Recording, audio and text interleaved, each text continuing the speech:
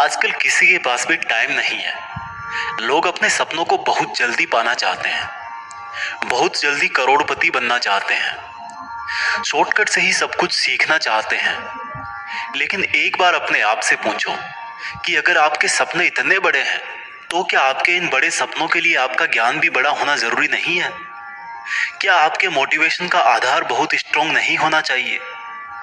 आपने बहुत बार देखा होगा कि जब तक आप कोई मोटिवेशनल वीडियो देखते हो तब तक आप में जोश रहता है, लेकिन जैसे ही काम करना या पढ़ाई करना शुरू करते हो जोश पता नहीं कहाँ गायब हो जाता है। लेकिन अगर आपने इसमें बताया गया रहस्य जान लिया तो ना तो आपको किसी और मोटिवेशनल वीडियो, किसी ज्ञान की जरूरत पड़ेगी और ना ही ऐसा कोई लक्ष्य होगा जो आज के बाद आप अपनी लाइफ में प्राप्त नहीं कर सको। लेकिन ये कैसे पॉसिबल होगा? इसके लिए आपको शांति से बैठ के, आंखें बंद करके इस वीडियो की पूरी बातों को जब तक समझ में ना आ जाए तब तक बार बार सुनकर अपनी थॉट्स में बिठा लेना चाहिए, क्योंकि अधूरा ज्ञान बिना ज्ञान से भी ज्यादा खतरनाक होता है। और खुद भगवान श्री कृष्ण ने गीता में कहा है कि कभी भी उस इंसान को सेक्रेट ज्ञान जबरदस्ती नहीं देना चाहिए जो उसको लेना नहीं चाहता। तो दोस्तों, एक सवाल का जवाब दीजिए। इस पृथ्वी के सबसे पहले और इस पृथ्वी के ही नहीं बल्कि पूरे ब्रह्मांड के पास्ट, प्रेजेंट और फ्यूचर के सबसे महान मोटिवेशनल स्पीकर का नाम क्या है? जी हाँ, बांसुरी बजाने वाले भगवान कृष्ण, जिन्होंने आज की तारीख से ना जाने कितने ही युगों पहले महाभारत के युद्ध के मैदान में एक ऐसा ज्ञान दिया था जो आज 21वीं सदी की दुनिया पर, आज के लोगों की लाइफ स्टाइल पर भी एकदम सही बैठता है। और यह जानकर के बड़े बड़े लोग और रिसर्च करने वाले हैरान हो जाते हैं कि ऐसा कैसे हो सकता है।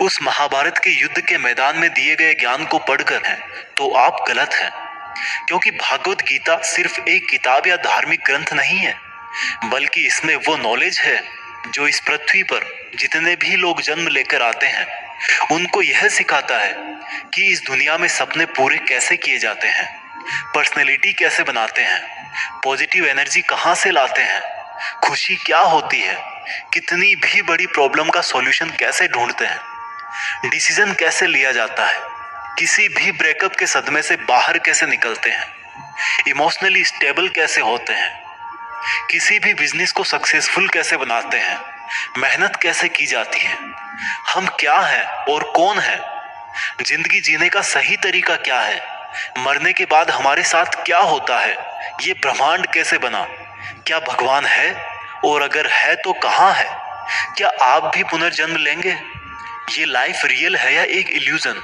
या एक सपना। दोस्तों, इस भागवत गीता के ज्ञान ने ही एक दुखी और हारे हुए, धनुष नीचे गिरा देने वाले अर्जुन को महाभारत के महान युद्ध का सर्वश्रेष्ठ योद्धा और विजेता बना दिया।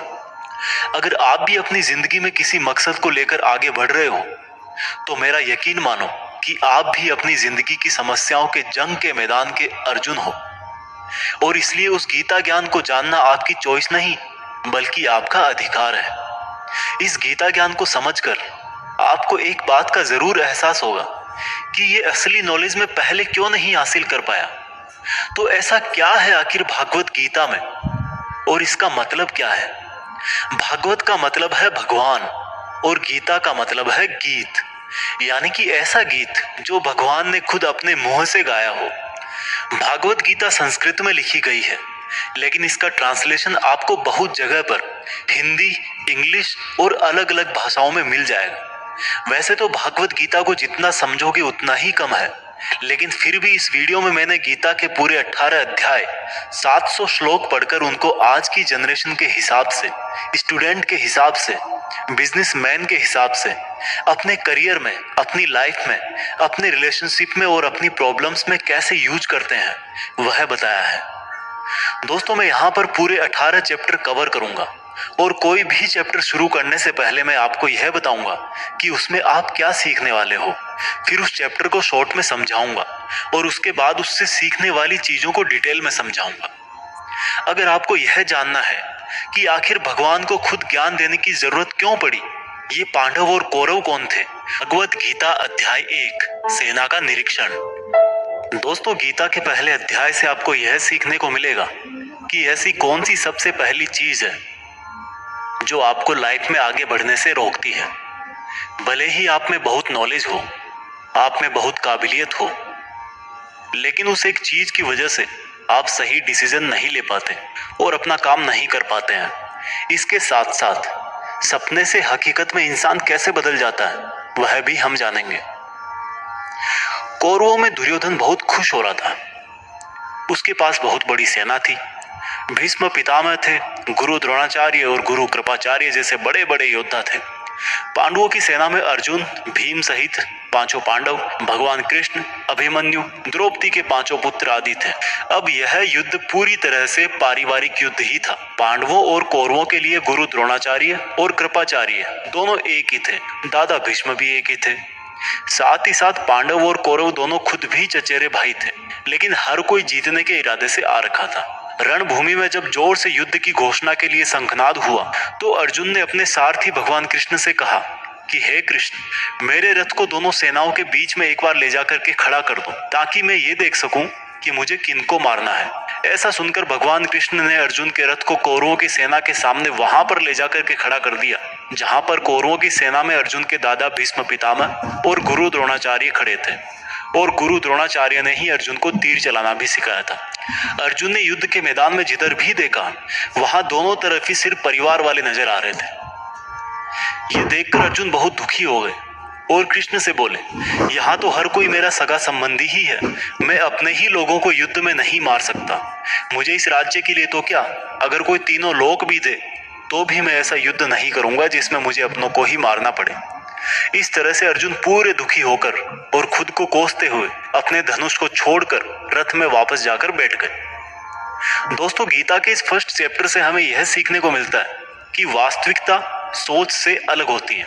हमें नहीं पता होता है कि जब हम कोई काम करने का इरादा लेकर जा रहे होते हैं तो वहां पर क्या हो सकता है। जब हम किसी बुरी चीज का सामना करते हैं तो हम संयम खो बैठते हैं और घबरा जाते हैं, और घबरा जाने के बाद हम हमारा ही असली रूप भूल जाते हैं। भले ही अर्जुन युद्ध कला में मास्टर थे और भले ही वो युद्ध करने के लिए मैदान में धनुष उठाकर चले आए, लेकिन युद्ध सिर्फ हथियारों के चलाना जानने से नहीं होता, उसके लिए इरादे भी चाहिए होते हैं, इमोशनल स्टेबिलिटी चाहिए होती है। मैदान में आकर अर्जुन को अपनी ड्यूटी से ज्यादा फैमिली और गुरुओं से मोह हो गया और उससे फिर वो दुखी हो गए। वो युद्ध करने का डिसीजन नहीं ले पाए। इससे यह भी सीखने को मिलता है कि जिंदगी में हमें हमारा कर्म करने से सबसे पहले रोकने वाला कोई होता है तो वो है हमारा मोह, यानी कि अटैचमेंट। आप सुबह जल्दी उठ सकते हो, लेकिन आपको नींद और आलस्य का मोह होता है। अर्जुन एक क्षत्रिय थे और युद्ध करना ही उनका काम था, और वो युद्ध करने में बहुत अच्छी तरह से ट्रेंड भी थे, लेकिन वो अटैचमेंट में आकर अपना कर्म भूल गए। इसलिए अगर लाइफ में आपको चुनौतियों से लड़ना है तो आपको अपने अटैचमेंट को सेक्रीफाइस करना आना चाहिए। दोस्तों, इसको आप इस तरह से भी समझ सकते हो।